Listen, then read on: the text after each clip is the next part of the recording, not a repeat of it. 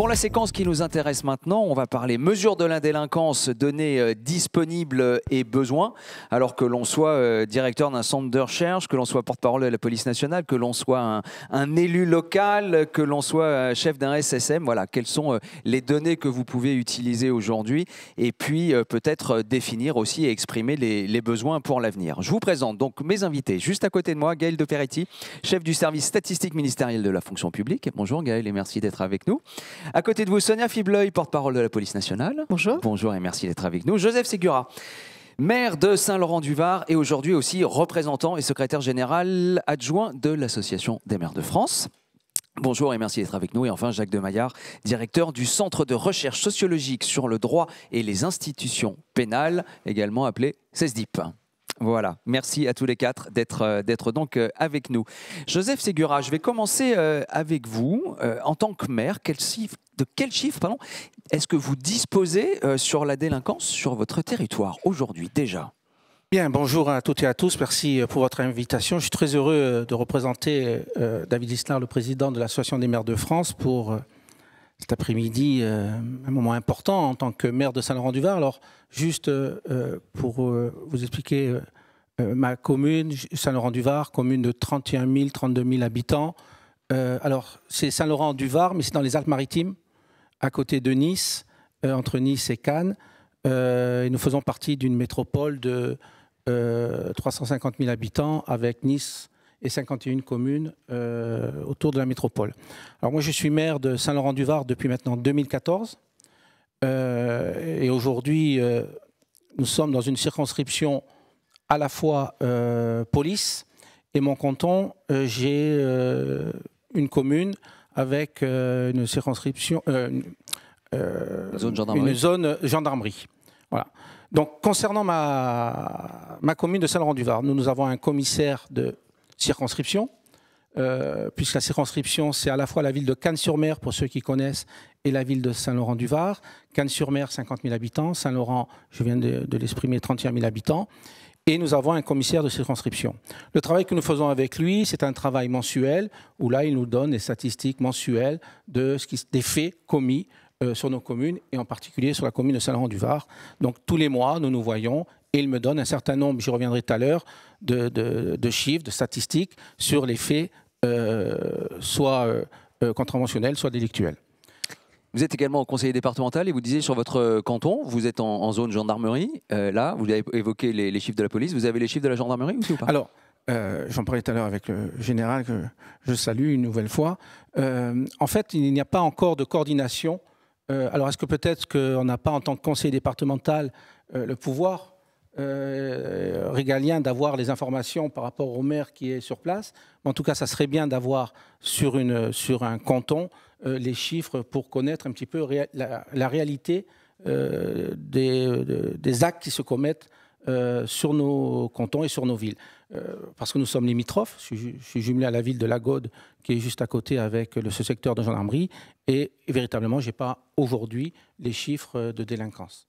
En tant que maire de Saint-Laurent-du-Var, quels sont les chiffres qui sont utiles ou qui seraient utiles pour vous sur votre commune, et surtout, quelle utilité ? Alors moi, je fais très attention aux chiffres, parce que vous savez, les chiffres, on peut les faire dire tout et n'importe quoi, et surtout pour nos administrés, parce que si vous donnez des chiffres comme ça à nos administrés, peut-être que ça ne veut rien dire, et on voit bien les difficultés que nous, les maires, nous avons aujourd'hui en termes de sécurité, à répondre aussi à cette exigence sécuritaire sur nos communes. Nous avons, pardon de le dire comme ça, nous avons des majorités, nous avons des oppositions, et nos oppositions se servent bien sûr de ces chiffres aussi, pour rappeler que peut-être la ville n'est pas aussi sécurisée ou sécuritaire que ça.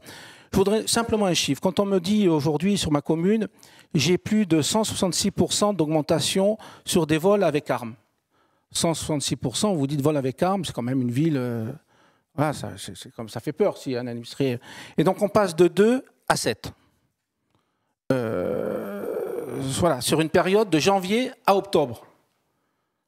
Et donc, si vous donnez ce chiffre comme ça aux administrés, ça peut faire peur. Donc, c'est la manipulation des chiffres qu'il peut y avoir. Je peux donner un autre exemple. Ce n'est pas forcément une manipulation. C'est-à-dire qu'en fait, là, il y a quelque chose qui est exprimé en pourcentage et autre chose qui est exprimé en valeur absolue. Après, c'est la façon de le dire. C'est la façon de le dire. Vous savez, aujourd'hui, on parle beaucoup d'incivilité.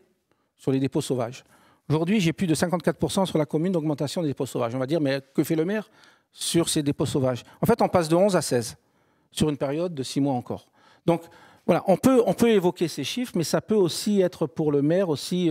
Voilà, c'est la dangerosité de ces chiffres qui peut être difficile à appréhender pour nos concitoyens. Les chiffres qui vous seraient utiles aujourd'hui, alors certes, évidemment, vous ne pouvez pas vous occuper des effectifs de police ou de gendarmerie. En revanche, vous avez la police municipale. Enfin, je sais pas, oui, sur votre territoire, vous avez une police municipale? En tout, ils sont 60. J'ai plus de 40 fonctionnaires qui assurent 24 heures sur 24 le régalien, puisque nous avons aussi, bon, pardonnez-moi, il y a des responsables de la police nationale et le porte-parole de la police nationale. Le commissaire fait très bien son travail. Mais pour autant, il fait avec les effectifs qu'il a. Et nous travaillons ensemble, en coordination avec les effectifs de la police nationale pour des opérations. J'en ai une d'ailleurs après-demain. Et donc là aussi, heureusement que nous avons notre police municipale pour assurer les missions. Mais là, dans le cadre des beauvaux de police, la police municipale, j'espère qu'on aura aussi un changement sur les attributions de nos polices. D'accord. Quand vous exprimiez tout à l'heure ce différentiel d'affichage finalement entre d'un côté le pourcentage, de l'autre côté une valeur absolue, ça on est plutôt sur une logique de communication vis-à-vis des administrés, oui. Donc qui peut faire peur. D'ailleurs ça rebondit pour celles et ceux qui étaient avec nous ce matin avec les propos que tenait le préfet Frédéric Rose, qui disait attention, pas non plus de fétichisme sur les chiffres et que parfois des bons chiffres, on peut très bien avoir dans le public quand même, chez les administrés, des gens qui ont quand même un sentiment d'insécurité. Donc ça c'est une première chose. Mais quels sont les chiffres qui, pour un maire, en termes de chiffres, de données sur la délinquance, sont utiles pour prendre des mesures aussi? De quoi auriez-vous besoin? Alors peut-être que, nous, notre mission, c'est d'assurer la tranquillité et la sécurité de nos administrés. Nous abroger de chiffres, peut-être, ça peut être aussi un autre côté. C'est bien en statistique, mais c'est bien aussi pour nous en termes pragmatiques. Moi, ce que je souhaite peut-être, c'est en termes de, puisqu'on parle beaucoup de délits routiers, d'avoir des chiffres plus précis peut-être sur la sécurité routière aujourd'hui, où on n'a pas véritablement de statistiques pour permettre justement de déployer nos forces de l'ordre et mes policiers municipaux à tel ou tel endroit en fonction de ces analyses. Mais moi, je suis toujours très vigilant avec ces chiffres, vous l'avez bien compris, hein, même si c'est important. Peut-être pour les stupéfiants, on y viendra tout à l'heure. Mais ceci étant, avoir ces chiffres, mais dans la limite de ce que nous pouvons, nous, appréhender les maires, parce que, vous savez, nous avons beaucoup de dossiers à gérer toute une journée. Moi, j'ai de la chance d'avoir beaucoup de directeurs autour de moi, mais les maires qui sont dans des, et c'est pas péjoratif ce que je dis, dans des petites communes, malheureusement, ils font tout. Si en plus, ils doivent analyser tous les chiffres qu'ils ont pour assurer la sécurité de leurs concitoyens, ça devient un peu compliqué. Mais, et Dieu sait s'ils font un travail énorme. Alors, il y a un sujet qui fait l'actualité, on en parle depuis quelques mois maintenant. C'est le narcotrafic. Là, c'est le secrétaire général adjoint de l'AMF que j'interroge, puisque l'AMF va, dans les prochaines semaines, organiser une table ronde sur le narcotrafic. Justement, dans ce domaine, quels seraient les éléments qui pourraient être pertinents, intéressants à avoir, et comment est-ce que vous pourriez vous en emparer? Alors, quand on parle du narcotrafic, la table ronde, il y a la semaine prochaine, hein, puisqu'il y aura une audition au niveau du Sénat de l'Association des maires de France, sur le rapport qui a été fait par les deux sénateurs sur ce projet de loi narcotrafic. Nous, ce qu'on demande, les maires, c'est simplement de savoir déjà identifier les lieux, connaître un petit peu la catégorie des personnes qui prennent aujourd'hui des stupéfiants, parce qu'on ne va pas remplacer le régalien, là, on ne va pas se substituer au régalien, d'autant qu'on parle de narcotrafic. Soit on parle de la petite délinquance, on en parlait tout à l'heure sur les trafics de drogue, et donc là, ça serait intéressant, mais d'avoir des statistiques, par exemple, en termes de délits routiers, sur tout ce qui se passe avec l'alcoolémie, les stupéfiants derrière, ça nous intéresse, parce qu'on pourrait avoir là des opérations plus ciblées.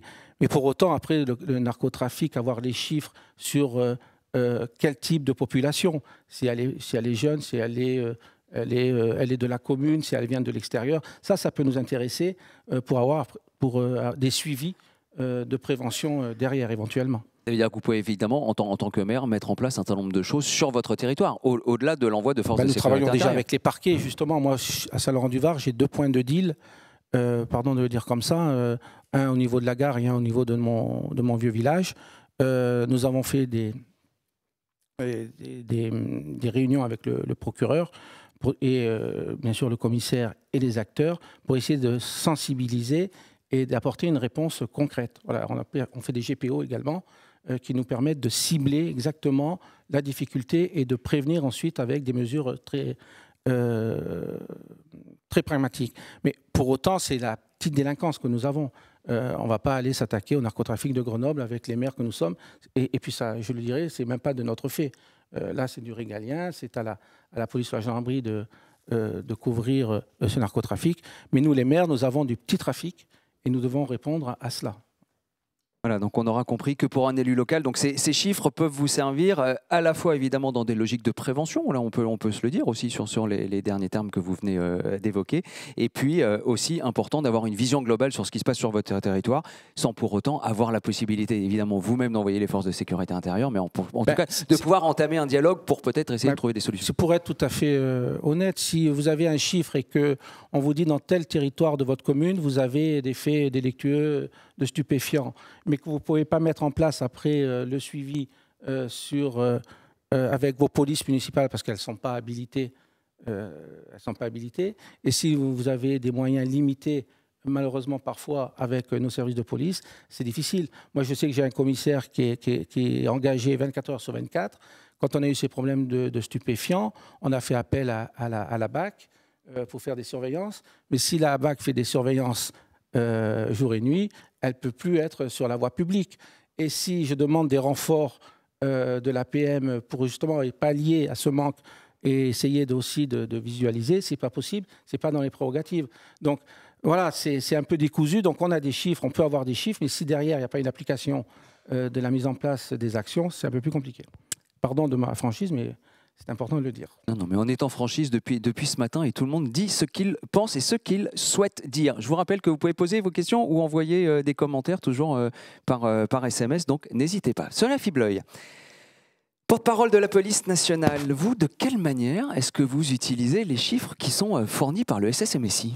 Eh bien, je les utilise de différentes manières. Alors, tout d'abord, mon travail, c'est de, évidemment, transformer les chiffres qui sont à ma disposition en messages grand public pour participer tout simplement et modestement et humblement, parce qu'il faut être très humble en matière de communication, surtout en ce qui concerne le régalien, surtout en ce qui concerne la sécurité, et surtout en ce qui concerne la police nationale, au débat public, tout simplement.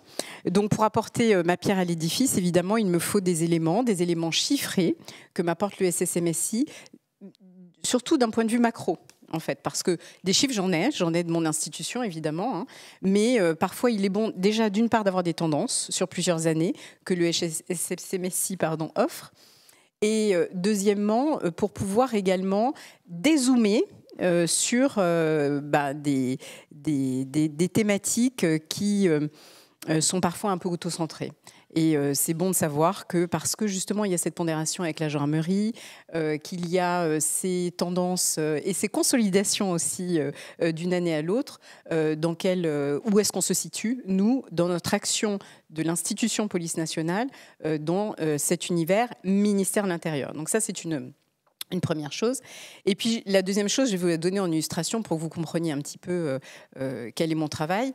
Quand BFM ou CNews m'appellent pour me dire quand Pierre Palmade est en garde à vue parce qu'il a commis un accident mortel de stup à cause de sa conduite sous stup ou sous alcool, je ne sais quoi, et qui me disent alors où on est, la garde à vue, la perquisition, etc. Et évidemment, je ne peux pas répondre puisque, évidemment, tout le monde le sait, on est soumis au secret professionnel, article 11 du Code de procédure pénale. Donc évidemment, je ne vais pas m'exprimer sur l'enquête. Par contre, je vais dire à mes interlocuteurs journalistes, qui n'en ignorent pas évidemment, mais ils font leur travail, eh bien, je vais te parler des 800 000 contrôles par an que la police nationale fait en matière de détection de stupéfiants. Ça s'appelle le pas de côté. Autant dire que je n'ai aucun succès sur les chaînes d'infos continues. Peut-être un petit peu plus sur la presse analytique ou des journalistes qui ont un temps un peu plus long. Hein, je ne les blâme pas parce qu'il y a une certaine temporalité qui est imposée à nos amis journalistes. Donc voilà ce que je fais. Le SSMSI m'aide à faire ce fameux pas de côté que je vous ai illustré par cet exemple. Et puis, je dirais qu'on poursuit aussi un objectif commun qui est, je vous l'ai dit, participer au débat public, humblement, mais aussi un objectif de transparence. J'y tiens énormément parce qu'on est un service public. Au titre de service public, il faut qu'on rende des comptes à ceux qui nous ont demandé d'être là pour eux. Et je pense que ça participe évidemment à cet objectif de transparence. Évidemment, de confiance également et de rigueur, parce que ma parole, elle est dans une boîte. Cette boîte, elle a 4 côtés. Je vous en ai donné un tout à l'heure, c'est article 11. Le deuxième côté, c'est la parole préfectorale, la parole sur la voie publique, des manifestations, etc. Ensuite, il y a la parole politique, la parole du ministre de l'Intérieur, qui s'exprime énormément et qui s'exprime aussi par des chiffres dont il a la primeur souvent. Et puis la parole syndicale en police nationale. Et de fait, comme cette parole est confinée, il y a beaucoup d'interlocuteurs. Et à cette parole-là se rajoute l'écosystème journaliste, se rajoute l'écosystème des experts ou pseudo-influenceurs ou influenceurs tout court, ou pseudo-ambassadeurs non déclarés de la police nationale. Et tout cela fait beaucoup, beaucoup d'acteurs pour parler. Donc à partir du moment où la parole institutionnelle s'exprime, elle doit s'exprimer pour donner confiance aux gens. Parce que, et je reviens sur évidemment le SSMSI m'aide à retomber sur mes pattes et à être dans cette relation de confiance avec la population. Alors, encore une fois, humblement, et vous avez compris que cette humilité vient de la multiplicité des acteurs et également du brouhaha ambiant que nous avons tous à connaître, avec en plus une certaine culture du clash qui n'aide pas particulièrement non plus la sérénité des débats et une communication sereine, élégante et un petit peu au-dessus de la mêlée comme on voudrait tout savoir. Alors vous avez évoqué évidemment quelque chose que sont les journalistes qui vous appellent en fonction d'une actualité et puis il y a aussi le travail que vous faites à travers les réseaux sociaux, etc. Alors on n'a pas d'exemple là à présenter aujourd'hui, mais j'invite d'ailleurs celles et ceux qui sont avec nous aujourd'hui d'aller sur votre page LinkedIn. C'est que vous faites également aussi des vidéos dites institutionnelles sur lesquelles vous vous appuyez aussi sur les chiffres et vous en faites une transcription et vous en faites un message. Expliquez-nous. Oui, tout à fait. Alors, ce n'est pas le cœur de mon métier de porte-parole d'être sur les réseaux sociaux parce que nous avons des réseaux en police nationale qui sont très puissants. Je vous invite d'ailleurs tous à les suivre. On a 4,2 millions d'abonnés, ce qui nous qualifie de macro-influenceurs en fait, institutionnels. Alors moi, pas du tout, mais je vous invite et je vous remercie de m'aider à avoir 100 followers de plus sur mon compte LinkedIn ou sur mon compte X à la fin de l'après-midi. Merci à tous de contribuer à cela. Mais je m'imbrique dans les réseaux évidemment institutionnels. Pour autant, au vu de mon nombre d'abonnés, ça me classerait dans une micro-influence. Ce qui est bon. Ce que ça vaut. Mais dans le cadre de ce travail sur les réseaux sociaux, ma première démission étant évidemment de m'exprimer dans les médias, chaîne d'infos, continu, presse, tout ce que je peux et tous ceux qui veulent bien me prendre, évidemment, puisque on ne demande pas à un média d'être présent. On suggère ou on invite ou où ils ont un besoin et auquel nous, on peut répondre. Et puis quand on est bon et qu'on devient le bon client, on y va aussi régulièrement. Voilà. Mais ceci dit, en plus en tant qu'institution, c'est important parce que on n'est quand même pas, on est dans une démocratie forte qui est représentée par cette pluralité médiatique. Et c'est fort heureux. Et chacun a un angle différent, chacun a aussi ses propres biais. Et donc, on doit s'inscrire dans tout cela. Donc, ce n'est pas parce qu'on est porte-parole d'une institution forte régalienne que, de fait, les portes sont ouvertes. C'est absolument faux. Et c'est même parfois un peu le contraire, au vu de l'indépendance dans laquelle s'inscrivent, et notamment les services publics informatifs. Tout cela est une discrétion, mais pour vous dire que, effectivement, on fait des vidéos explicatives, ce qu'on appelle les vidéos éléments de langage, pour essayer de donner un maximum de chiffres, de données, et surtout de les mettre en contexte. Parce que je rebondis sur ce que vous disiez, monsieur le maire, mais en fait, on a... alors, en bon français, ça s'appelle le cherry picking. Alors, je vais un peu le dénaturer, mais le cherry picking, c'est le fait de prendre dans une analyse uniquement ce qui nous intéresse pour pouvoir ressortir les choses et du coup contribuer à l'angle déjà premier que nous avions décidé. C'est une technique de manipulation oratoire, de rhétorique. on fait tous ça, je pense. Et dans les chiffres qu'on vous donne, ou dans les chiffres que vos opposants, vous avez parlé de vos opposants, vous disent, ils s'en servent, etc. Et c'est un peu ce qu'ils font. Alors je dénature un peu la chose parce que c'est pas tout à fait ça, mais on est tous un peu enclins à faire ça. Et voilà, et heureusement qu'on a des chercheurs et des gens qui remettent aussi, si vous me permettez l'expression, l'église au milieu du village pour pouvoir contextualiser de manière sérieuse et approfondie tout cela. Et pour en revenir aux chiffres, je vais vous donner un exemple. 10 000 départs par an dans la police nationale, 10 000 démissions. L'enfer. On voit ça en titre de journaux pendant 3-4 jours. Donc, je me dis, mince, effectivement, parce que la Cour des comptes nous dit qu'il y a 10 000 cas de démission par an en police, ce qui est vrai. Et là, vous prenez votre téléphone et là, vous je prends mon appelez téléphone SSMSI déjà pour vérifier. Alors, déjà, exactement. Mais déjà, c'est pas tout à fait. Alors, j'ai pris un exemple qui est du domaine RH justement exprès parce que ça sort un peu du contexte. Mais après, je vais revenir sur SSMSI. Mais en gros, les 10 000 par an, bon, je prends mon téléphone surtout pour savoir est-ce que je peux avoir l'explication de ces départs parce que sorti comme ça du contexte, on a du mal quand même. Et ça fait de la belle titraille de journaux, mais ça ne fait pas une explication en soi et surtout, ça fait peur aux gens. Et comme on est dans un climat d'anxiété quand même ambiante assez importante, il faut se méfier de cela. Et j'ai l'explication, et notamment, bon, je ne vais pas toute vous la faire, mais on a quand même un gros tiers dans ce chiffre qui correspond aux démissions des policiers adjoints qui deviennent gardiens de la paix. Ce qui est une promotion sociale, ce qui est ultra positif pour l'institution, etc. Eh bien, je n'ai pas été capable d'être prise en explication de fond sur cela, parce que pour que je vous l'explique, il y a évidemment un tiers, donc un tiers départ en retraite, un tiers de démission pour rentrer gardien de la paix, un tiers d'autres de détachement qui sont en augmentation effectivement, etc. etc. Et bien, tout cela, ça prend plus de 10 secondes, et malheureusement, je n'ai pas pu être prise, en tout cas en reportage, pour pouvoir le faire. Ce matin, j'ai lu Le Parisien, et j'ai vu le bel article du SSMSI, enfin c'est pas l'article du SSMSI, le journaliste du Parisien qui a fait un bel article sur la belle étude du SSMSI de la veille et sur justement les chiffres de l'insécurité, du sentiment d'insécurité par département, ce qui est une étude extrêmement intéressante.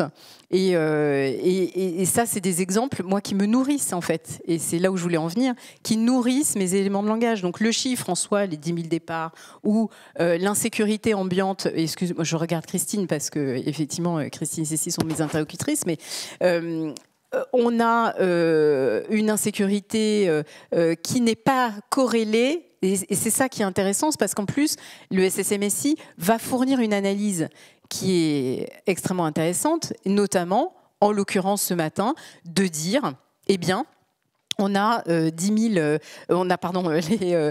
sentiment d'insécurité qui n'est pas en fait finalement corrélé à la visibilité des patrouilles dans les zones police. Donc c'est quand même intéressant pour le pilotage, pour l'explication, pour la vision et surtout pour me conforter dans un certain biais cognitif. Nous avons tous des stéréotypes ancrés sur l'institution qu'on peut avoir, sur le sentiment d'insécurité, etc. Bref, tout cela me nourrit en termes de réflexion sur comment je vais pouvoir analyser ces chiffres, et je les en remercie. D'accord, donc vous pouvez être en réactif quand vous êtes interrogé par les journalistes qui vous appellent, vous pouvez être en proactif à travers les réseaux sociaux et ce que vous mettez là en avant. Je reviens sur le réactif, quels sont aujourd'hui les grands sujets sur lesquels vous êtes régulièrement interrogé par les médias, et est-ce que vous y trouvez des sources de réponses et d'analyse et de mise en perspective côté SSMSI? Alors, sans surprise, les médias sont extrêmement intéressés par la feuille de route du ministre. Donc, quelle est-elle? Je ne fais aucun teasing, et le ministre actuel est toujours là. Le ministre de l'Intérieur démissionnaire. Voilà. Bref, peu importe. Il s'agit évidemment de la lutte contre le narcotrafic, donc tout ce qui est stupéfiant, mais attention, moi j'ai les chiffres stup de l'OFAST, en plus police-gendarmerie, force conjointe et douane, donc on a des chiffres assez précis. Mais ce n'est pas que ça. Le narcotrafic, vous le savez tous, irradie évidemment évidemment d'autres secteurs, et notamment le blanchiment, la corruption, le banditisme, puisque règlement de compte, et les réglos sont comptabilisés d'une certaine manière chez nous en police judiciaire, sont comptabilisés autrement par le SSMSI, etc. Donc première chose, trafic de stupes. Deuxième chose, évidemment, les vifs, les violences intrafamiliales, avec les féminicides, ce qu'on appelle féminicides désormais. Et c'est bien qu'on ait un terme qui puisse visibiliser en fait ce phénomène. Donc on a les violences intrafamiliales, évidemment, et donc la grande tendance donnée par le SSMSI encore récemment, c'est le dernier rapport, 10% d'augmentation par an. Et puis la troisième, la troisième chose sur laquelle on est le plus interrogé, c'est évidemment l'immigration irrégulière, la lutte contre l'immigration irrégulière. Alors, c'est les trois grands thèmes. Évidemment, il y en a d'autres. Et évidemment, selon les médias, ils ont leur angle et leur feuille de route propre. Et alors là, on va tomber après dans d'autres choses qui sont un peu comme nous, pour nous, des marronniers. Par exemple, le refus d'obtempérer. Par exemple, donc, les refus d'obtempérer, les chiffres, et corrélés aux chiffres des tirs, des tirs sur les véhicules en mouvement, pour voir est-ce que c'est lié à nos manières de faire depuis les nouvelles lois sur le CSI. D'accord. Voilà, vous voyez ce genre de choses. Donc, et puis après, on devient évidemment sur la déontologie, d'ailleurs, l'IGPN a sorti son rapport là récemment, et je vous invite à le lire. Il est publié sur Internet avec tous les chiffres de l'IGPN. Donc voilà, c'est ce type de thématique qui intéresse les journalistes, qui nous intéresse nous, pour pouvoir un peu participer à cette transparence dans le débat public. Joseph Séguin. Pardon de vous poser cette question, mais concrètement, à Nice, nous avons un quartier qui s'appelle Les Moulins, que vous connaissez, puisqu'il y a du narcotrafic, qui fait la une régulièrement de la presse et des journaux. Moi, je suis juste à côté, Saint-Laurent-du-Var, donc il y a un déport qui se fait sur ma commune en termes de deal, de narcotrafic, sur des bandes qui viennent que nous n'avions pas. J'ai beaucoup aujourd'hui alors le commissaire m'explique, mais j'ai beaucoup de barbiers qui viennent aujourd'hui sur ma commune, et ça c'est un fait nouveau. J'ai des blanchisseries qui viennent de s'ouvrir, donc il y a du blanchiment qui se fait. Et est-ce que par rapport à tout cela, et par rapport, puisqu'on vous donne les données et les statistiques de ce narcotrafic qui se déplace, est-ce que concrètement, y a-t-il des dispositions supplémentaires sur les effectifs, sur l'augmentation des effectifs, sur des moyens en plus? Qu'est-ce que ça vous permet d'avoir des chiffres quand le narcotrafic se déplace concrètement, la police nationale? Qu'est-ce que vous faites? Alors ça, il aurait fallu poser la question sur la table ronde de la fin de la matinée, en fait, sur l'utilisation opérationnelle des données. Mais je peux répondre, parce que le ministre l'a dit en plus dans sa feuille de route, c'est qu'on on va développer le diagnostic territorial extrêmement précis. Donc là, vous avez déjà une cartographie de vos quartiers. D'après ce que j'ai compris, le commissaire, et c'est heureux, fait déjà le diagnostic de ce qui vous intéresse sur certains items. Là, on va pousser, on va généraliser surtout ce diagnostic territorial, parce que en fait, l'intérêt de tout cela, c'est que les chiffres deviennent un outil de pilotage territorial. Et ce pilotage territorial ne peut se faire qu'à partir d'un constat. Et le constat est nécessairement un constat chiffré. C'est-à-dire qu'on ne va pas compter sur... Évidemment, les policiers de terrain, ils savent où ils doivent aller, qui ils fréquentent, etc.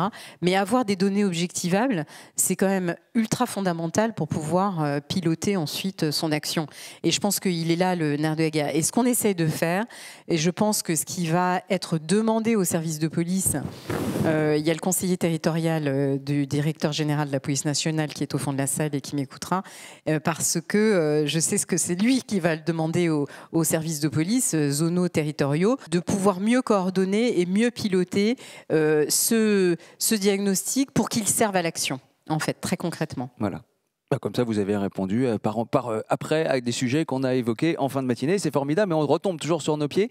Petite question aussi concernant les médias. Depuis quelques années, on a beaucoup de services qui se sont montés au sein des chaînes de télévision ou même de presse écrite, de fact-checking. Est-ce que vous êtes impacté par ce fact-checking? C'est-à-dire que quand vous proposez des chiffres, est-ce que derrière, il y a une enquête complémentaire de la part des médias pour vérifier si ce que vous dites est juste? Alors, ou est-ce qu'ils appellent le SSMSI pour vérifier? Alors, je ne sais pas s'ils appellent le SSMSI, j'en doute pas d'ailleurs, parce que, bien sûr, c'est tout à fait possible. D'autant que les médias, justement pour le fact-checking, en fait, c'est plutôt dans l'autre sens. Pour le fact-checking, vont utiliser les chiffres souvent publiés par le SSMSI pour pouvoir après répondre. Après, le fact-checking porte quand même beaucoup sur des faits, comme son nom l'indique. Donc, souvent en matière de faits, nous, on va proposer un décryptage peut-être un peu différent, effectivement, ou une remise à niveau de l'information. En termes de chiffres, oui, on peut confirmer ou infirmer un chiffre qui est paru, mais c'est surtout qu'on va donner le contexte, en fait. Donc, je suis assez mitigée parce que les journalistes, les journalistes, les vrais journalistes, ont l'habitude de fact-checker. Parce qu'en fait, ils ont systématiquement différentes sources pour pouvoir corroborer une information. C'est comme ça que se fait n'importe quel renseignement, d'ailleurs. Même en police nationale, c'est ce qu'on fait dans les services de renseignement. Donc, ils ont l'habitude de ça. En fait, les journalistes, ce qu'ils font actuellement, c'est qu'ils fact-checkent des informations qui sont sur les réseaux sociaux. Et comme ça va plus vite que la musique, on est à prendre le dernier tweet qui fait un buzz et à se dire, bon, est-ce que c'est vrai ou pas?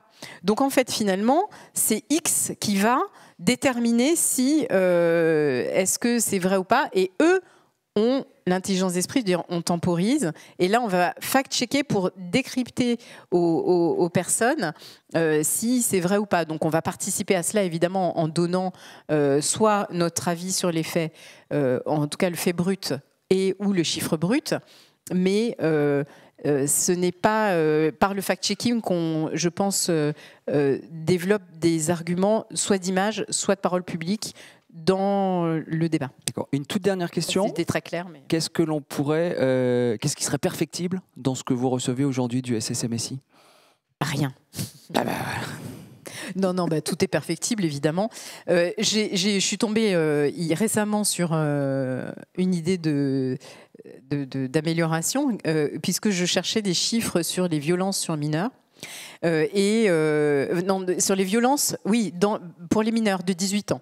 Et là, j'ai vu qu'il y avait des items où, en dessous de 15 ans, ça n'était pas comptabilisé pour les violences sexuelles, je crois. J'ai plus complètement en tête. Il y avait une item moins de 15 ans qui n'était pas comptabilisé dans les violences globales, voilà, que je cherchais. Bon, voilà. C'est des petites choses comme ça, mais voilà. Et puis moi, j'appelle souvent le SSMSI pour me décrypter des fois des termes que je ne comprends pas. J'avoue que des fois, voilà, des manières de méthodologie souvent que je ne comprends pas. Et forcément, je ne suis pas statisticienne. Et en plus, je vais vite. Alors des fois, pour aller encore plus vite, j'appelle pour qu'on me décrypte. Comme ça c'est encore plus rapide. Voilà, c'est plus de l'ordre de la terminologie ou de l'ordre de certains items peut-être à compléter, mais voilà, je trouve que c'est déjà assez puissant qu'on ait un outil où on arrive à quand même avoir une photographie d'une infraction, d'un phénomène, d'un territoire qui est quand même assez complète. Excusez-moi, d'autant que c'est d'autant plus compliqué que j'imagine, police et gendarmerie, on ne comptabilise pas les choses de la même manière. Et je n'ose imaginer aussi quand d'autres ministères sont impactés par l'item en question.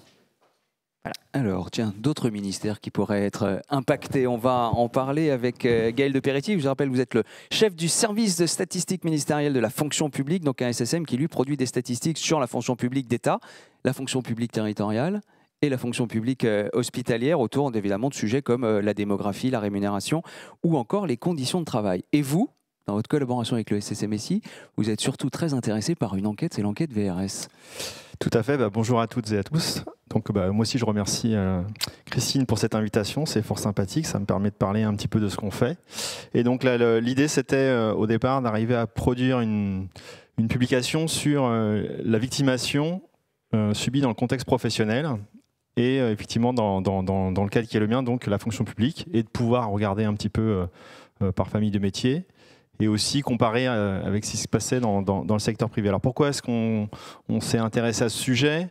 En fait, en 2023, il y avait beaucoup de bruit autour de la montée des incivilités et des violences sur les agents des services publics, donc un peu plus large, les services publics que la fonction publique. Et puis aussi un sujet protection fonctionnelle qui était porté par le ministre de la fonction publique de l'époque, donc Stanislas Guerini. Voilà. Alors, quand on s'intéresse à ce sujet, donc tout de suite on se dit on va faire un baromètre. Et on va interroger plein de gens pour savoir s'il y a une montée ou pas des incivilités. Et de fait, les baromètres, souvent, c'est des dispositifs qui ont plein de défauts et qui posent question quand on veut s'appuyer là-dessus pour mettre en place des politiques publiques.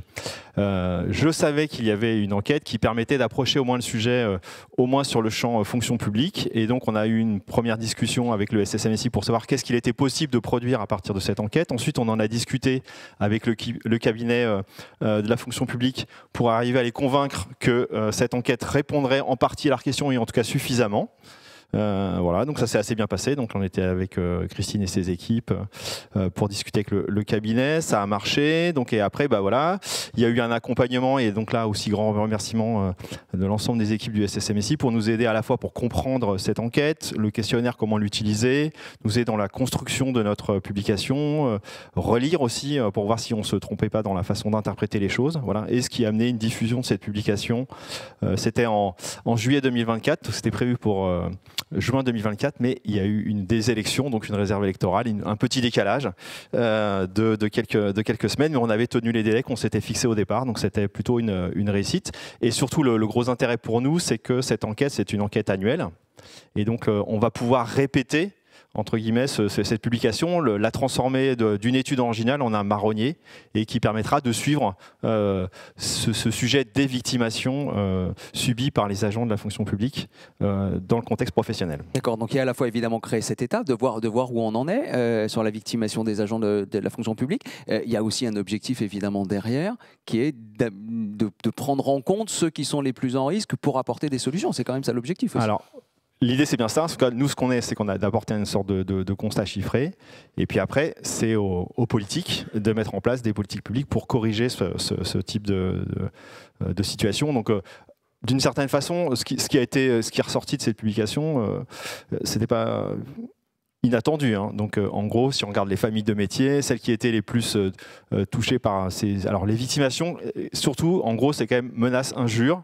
C'est le plus important. Et puis après, il y a aussi des violences physiques, hein, malheureusement. Voilà. Et ce qu'on constatait, c'est clairement il y avait une surreprésentation en fait de ces victimes, ce type de victimation dans le contexte professionnel, dans le secteur public par rapport au secteur privé. Donc c'était quand même assez, ça c'était le premier résultat intéressant.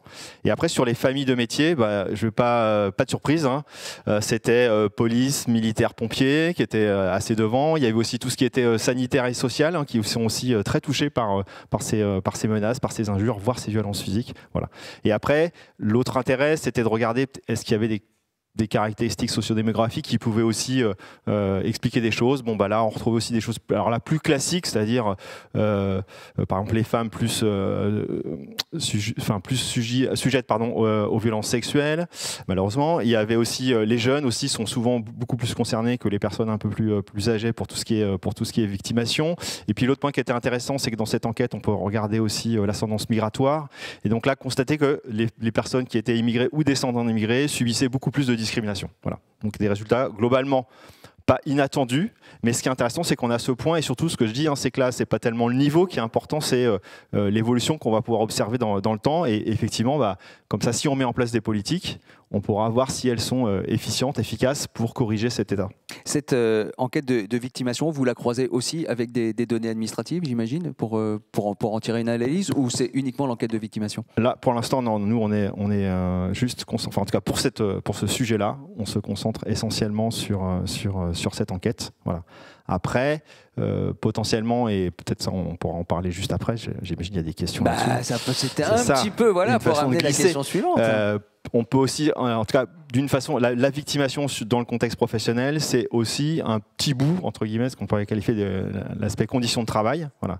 Et donc là, il y a d'autres dispositifs qui éclaire sur ces sujets. Donc, en particulier, alors ça a déjà été évoqué ce matin, l'enquête de la DARES, conditions de travail et risques psychosociaux. Voilà. Donc là, c'est aussi un autre élément sur lequel on a envie de travailler. Et on pourra justement peut-être profiter sur certaines populations d'un travail spécifique avec le SSMSI.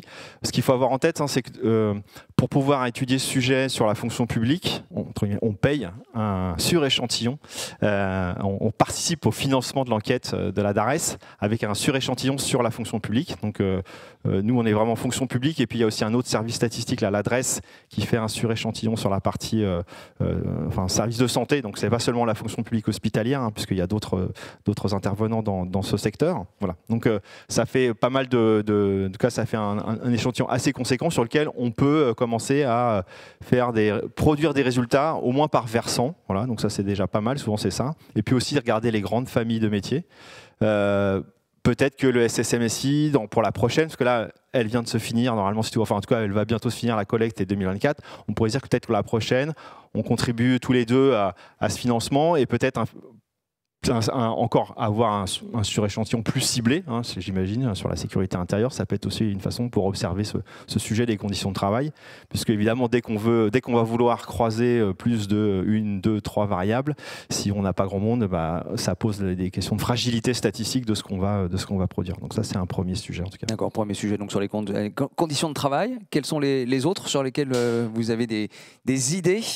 Alors, autre sujet, conditions de travail, ça fait penser à attractivité. Hein, c'est des sujets qui ont été évoqués ce matin par Mireille Elbaum, conditions de travail, attractivité. Une façon d'observer l'attractivité, en tout cas dans la fonction publique, c'est les concours. Depuis 2023, on a mis en place une enquête auprès des candidats des concours de la fonction publique. Donc le principe, c'est d'enquêter ces personnes dans un objectif de s'intéresser aux inégalités d'accès à la fonction publique, dans certains concours spécifiques, en observant certaines caractéristiques sociodémographiques et en particulier l'origine sociale et l'origine géographique des candidats. Voilà. Mais aussi, quelle est leur situation familiale, quelle est leur situation par rapport au marché du travail. Là encore, pour l'instant, les premiers concours qu'on a enquêtés, c'était des concours d'adjoints administratifs de la DGFiP ou d'autres catégories de concours de la DGFiP, donc la Direction Générale des Finances Publiques.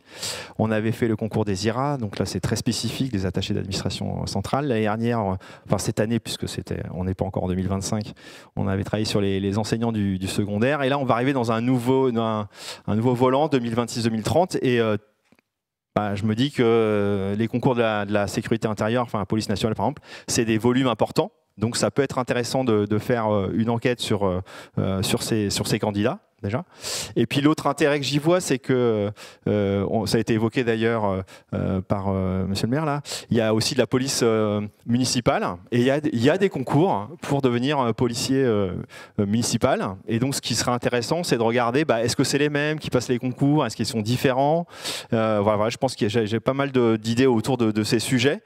Et là encore, c'est des volumes assez conséquents. Donc nous, on s'est rapproché déjà des personnes qui gèrent un petit peu ces concours, alors plutôt côté fonction publique territoriale.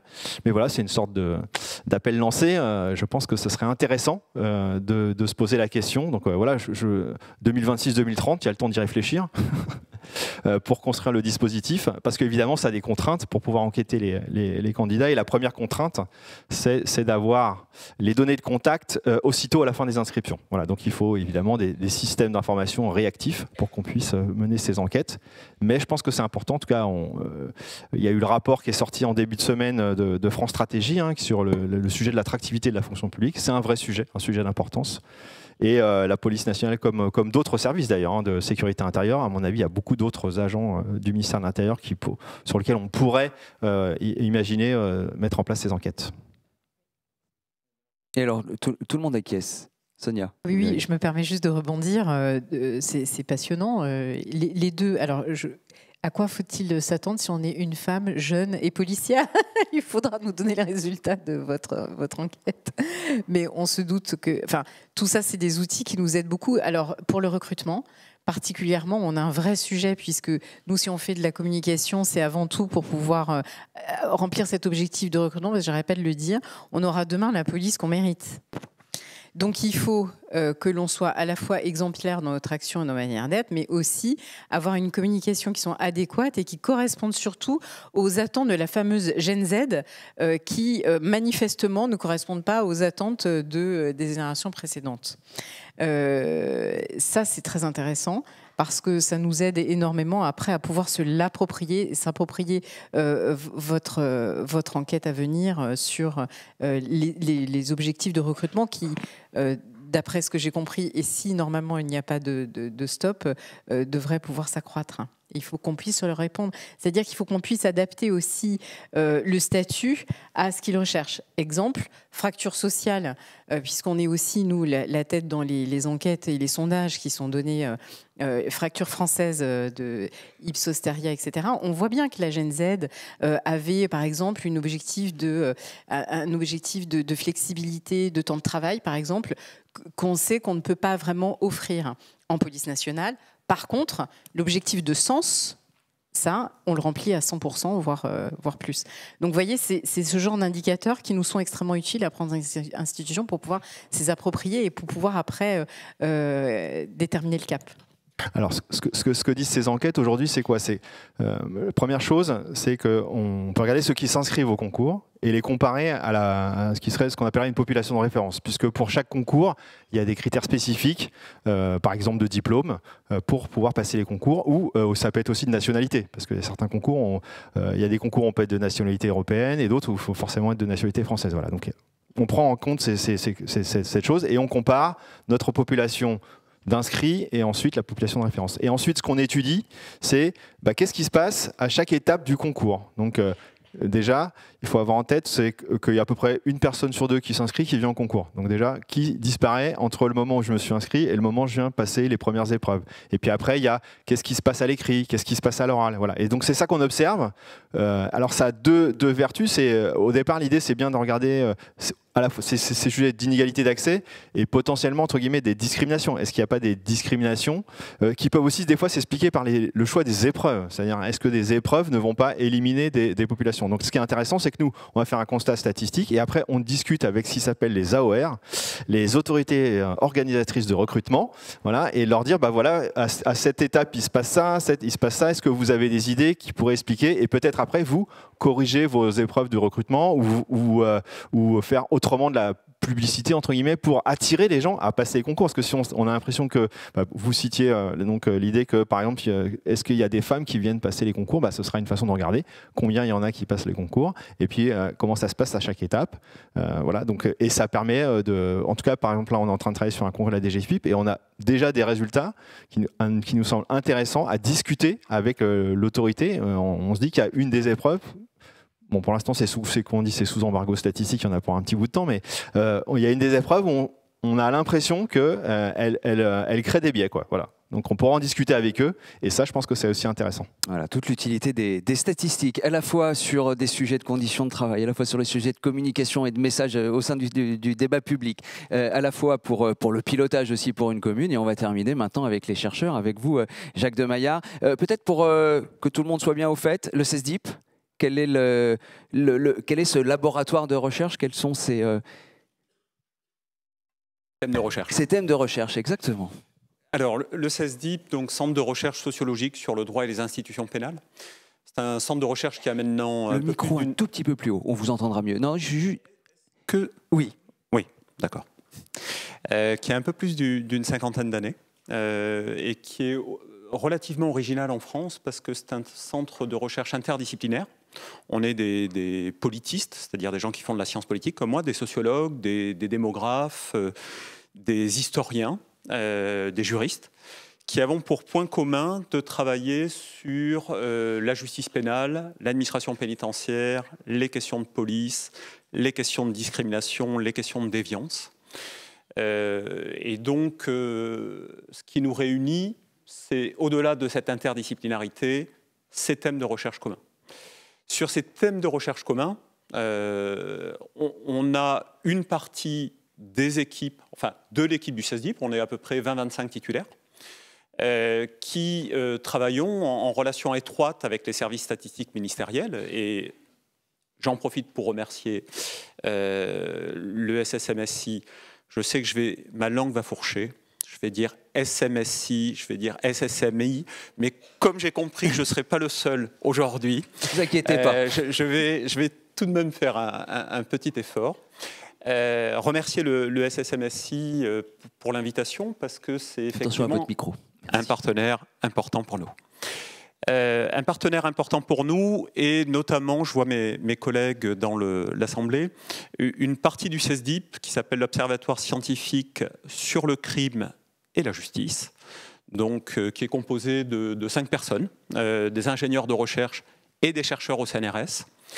Et ce que font ces collègues, c'est qu'ils travaillent sur les données insécurité, peur du crime, préoccupation, mais aussi les données administratives, comment évolue la délinquance sur la durée. C'est-à-dire que, on le sait, on a commencé à en parler, on est vraiment sur des données où l'événement est particulièrement fort, où la médiatisation se fait à partir du scandale. Ce que font mes collègues, c'est qu'ils travaillent à l'inverse. C'est-à-dire, c'est pas parce qu'un phénomène est médiatisé que forcément on a une tendance à son augmentation. Est-ce que la violence augmente dans la société française? Est-ce que la délinquance augmente dans la société française? Et bien évidemment, on a beaucoup de biais. On a toujours l'impression que ça augmente, et ce qu'il montre, c'est que ce n'est pas nécessairement le cas. Il montre que ce n'est pas nécessairement le cas, et il spécifie de quelle délinquance on parle, de quelle violence on parle. Et ils le font aussi, deuxième élément central de cet observatoire, c'est à partir de confrontations de données. Vous avez d'un côté les données administratives, mais vous avez aussi, d'où l'importance pour nous, traditionnellement, de CVS et actuellement de VRS, d'enquête en population générale. Donc il peut y avoir l'enquête de victimation conduite également par l'Institut Paris Région, au niveau régional. Nous, on peut conduire également des enquêtes en population générale. On vient d'en terminer une en relation étroite avec la ville de Paris. Mais bien évidemment, l'enquête VRS est absolument centrale, parce qu'il n'y a pas une mesure de la délinquance, il n'y a pas une mesure de l'insécurité. Il y a une confrontation entre des techniques de mesure qui ne mesurent pas tout à fait la même chose et dont la confrontation nous apprend quelque chose. Et je termine juste sur un dernier point, c'est que, bien évidemment, cette parole-là des chercheurs, ce n'est pas la parole la plus audible, mais qu'il y a un effort qui est fait pour mettre à disposition les données. Donc, ce que vous pouvez tout à fait faire, c'est aller sur le site du CESDIP et aller sur le site de l'Observatoire scientifique du crime et de la justice, où ils mettent dans une logique de science ouverte les données disponibles sur l'évolution de toute une série d'infractions, de toute une série de catégories, pour en mesurer réellement, à partir de la confrontation entre des sources différentes, l'évolution. Quand vous parlez justement d'évolution, de tendance, ça veut dire qu'il faut avoir des chiffres sur le temps long, c'est ça? Ça, c'est quelque chose qui est très important pour vous? Oui, la sérialisation, c'est vraiment central. C'est que, à nouveau, la logique du court terme nous envahit sur des sujets comme ceci, et il faut absolument se donner de la durée et être conscient, j'ajoute quand même ce point, être conscient des biais de mesure. Et donc ça conduit à un deuxième point qui est la confrontation des outils de mesure. Nous, ce qu'on peut faire, enfin, je dis nous, je tire de façon extrêmement injuste la couverture à moi, mais disons que c'est un nous du CESDIP en général, puisque c'est mes collègues qui le font plus spécifiquement. C'est combiner des outils différents. Et parfois, ils peuvent aussi s'intéresser aux statistiques des causes de décès. Ils peuvent s'intéresser aux données disponibles de la Banque de France pour essayer de confronter les points de vue et avoir des sources différentes pour mieux objectiver les phénomènes. L'une des sources l'un des types d'analyse qu'ils cherchent à développer maintenant, c'est combiner différentes mesures. Combiner les victimations. Est-ce que j'ai été victime lors de ces 12 derniers mois? Les peurs. Voilà. Quand est-ce que j'ai peur? Où j'ai peur? À quelle fréquence j'ai peur?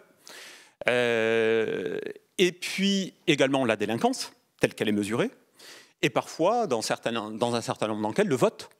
Est-ce qu'il y a un lien entre les peurs, les victimations et le vote? Donc voilà, il y a cette idée centrale de combiner les outils de mesure disponibles. Partant de tout ce que vous venez de nous dire, quels sont les enjeux pour l'avenir et de ce que doit faire le SSMSI pour que vous ayez justement accès à toutes ces informations-là, pour que vous puissiez les utiliser au mieux dans les recherches que vous menez? Peut-être la première chose, c'est souligner la qualité de la coopération avec le SSMSI. On est passé de CVS à VRS et le SSMSI a fait un vrai effort de concertation auprès des différentes équipes dont on n'était pas du tout les seuls, impliqués dans CVS. Et donc la qualité de la concertation, c'est essentiel. Quand on change d'outil, je vais y revenir tout à l'heure parce qu'il y a la question des modes de collecte. Donc la qualité de la coopération, moi je suis moi-même membre du conseil scientifique, mes collègues sont membres du comité des usagers et moi en tant que membre du conseil scientifique de VRS, en fait de l'enquête nationale de victimation, bon, je ne peux que me féliciter de la qualité des échanges qui s'y déroulent. Deuxième point où on a senti une progression, une montée en puissance ces dernières années, c'est la mise à disposition des données administratives. Moi, j'avais toujours pour règle, vous savez, l'herbe est toujours plus verte près du voisin, bon, surtout quand il est anglais, parce que c'est plus pluvieux, mais aussi parce que les données étaient beaucoup plus accessibles et transparentes. Et donc j'avais l'habitude de dire que je savais plus de choses sur les effectifs de la police à Londres, l'évolution de la délinquance dans les arrondissements londoniens, que je le savais pour la France en étant chercheur. Et force est de constater que ça a progressé. Je suis allé hier sur le site et je peux voir que pour la commune dans laquelle j'habite, j'ai des données actualisées, avec une data visualisation où, de ce point de vue-là, il y a aussi une progression qui est nette. Troisième point, je me permets de le souligner, on a pu bénéficier, puisque mon centre de recherche avait été mandaté par 3 ministres, justice, intérieur et enseignement supérieur, d'un accès facilité. Je vois aussi Pascal Chevalier, le chef du service statistique ministériel du ministère de la Justice, d'accès facilité aux données. Donc voilà, de ces 3 points de vue-là, on se félicite de la coopération. Alors maintenant, qu'est-ce qu'on attend pour répondre à votre question? La première, c'est une disponibilité plus rapide et plus large des données d'enquête et des comptages administratifs. Qu'est-ce que ça veut dire? Alors on a commencé la discussion avec Christine Gonzalez de Michel lors du repas. Qu'est-ce que ça veut dire plus rapide et plus large? C'est que traditionnellement CVS, des équipes de recherche y avaient accès gratuitement. Et là on passe à un mode où maintenant, et on est tout à fait conscient du travail qui est réalisé, du coût humain, financier que ça emporte. Mais maintenant, on passe par des casiers et des cartes et des boîtiers CASD. Bon, c'est 15 000 euros. Donc, on est dans une situation où vous avez des organismes publics qui produisent des données et d'autres organismes publics payent pour pouvoir y accéder. Et on comprend que tout ça a un coût, mais ça fait un changement pour un centre de recherche. Et cette sécurisation, elle se traduit donc par un coût, mais elle se traduit aussi par un délai. Et donc, en gros, vous avez, alors je sais que le SSMSI progresse, mais en gros, un délai de 18 à 24 mois entre la réalisation de l'étude et l'accès pour les chercheurs. Nous, on est convaincus que plus on favorise l'accessibilité, plus ça permet des publications. Moi, je regarde toujours la Crime Survey England and Wales. Le nombre de publications académiques sur ce domaine est énorme. Et donc, c'est important que des données publiques, elles puissent être utilisées pour améliorer la qualité des publications et aussi améliorer la qualité du débat public, parce que quand il y a de la donnée, ça permet quand même d'améliorer la qualité du débat public. Donc ça, c'est le premier point. Et je peux le dire aussi, là je parle de VRS, mais ces données plus rapides et plus larges, c'est aussi pour les comptages administratifs. Les homicides, les avoir à l'échelle communale. Parfois, on a envie d'avoir des données, je parle d'un sujet pas du tout polémique, mais les refus d'obtempérer, on aura envie d'avoir les données distinctes, police nationale, gendarmerie. Tout ce qui produit de la donnée et qui permet d'affiner le regard, c'est important. Le deuxième point, donc ça c'est Donc à la fois faites-moi signe si je suis trop long. Non, je vous fais signe, je suis trop long. Allez-y pour les autres points. Juste par rapport à la question de l'accès payant, Jean-Luc Tavernier le justifiait évidemment ce matin en disant que effectivement c'est des choses qui coûtent aussi évidemment à produire et qu'il est un peu nécessaire aussi de payer pour y accéder. Enfin, Christine, je ne détourne pas le propos de Jean-Luc Tavernier de ce matin. C'est peut-être, si je peux me permettre, c'est peut-être un petit peu plus compliqué, c'est-à-dire que pour avoir des données qui soient qui soient pseudonymisées, comme on dit, où on peut repérer les gens, du coup, il faut aller les mettre dans des endroits où c'est extrêmement sécurisé et où, du coup, cette confidentialité soit garantie, parce que, comme l'a dit Jean-Luc Tavernier ce matin, le sujet, c'est de ne pas reconnaître les gens, parce que sinon, ils ne répondront plus aux enquêtes, et en plus, on aura tout perdu. Ça pour les enquêtes, mais aussi pour les données administratives. Il n'est pas question qu'on puisse repérer les gens et identifier les personnes. Par contre, ce que Jacques de Maillard pointe, c'est la possibilité d'avoir des fichiers qui soient anonymisés, qui soient à coût gratuit. Ça existe, puisqu'il y a une plateforme Progedo, c'est ça. Et du coup, ça, c'est ce à quoi nous réfléchissons actuellement pour voir à quel terme on pourrait donner accès aux chercheurs sur ce type d'informations. Voilà. Juste une petite taquinerie, Jacques, c'est 18 mois quand même, c'est pas 18 à 24 mois, et il n'y a pas quand même beaucoup d'enquêtes qui, dans le monde, soient aussi rapides en termes de mise à disposition. Bon, on ne pourra pas polémiquer pour 6 mois. Allez. De toute façon, c'est très bien qu'on puisse en discuter. On est dans une discussion où nous, on veut plus, et vous faites comme vous le pouvez. Moi, j'ai tendance à penser que, effectivement, entre la rapidité et la fiabilité, il y a un enjeu. J'ai tendance à penser que la priorité, c'est la fiabilité. Ça, sur ce point-là, je partage tout à fait cette préoccupation. Le deuxième point, donc ça, c'était des données plus nombreuses, des données brutes d'enquête, en définitive. Le deuxième point, c'est la continuité. Et de ce point de vue-là, il y a à chaque fois une question qui se pose quand l'instrument de mesure évolue.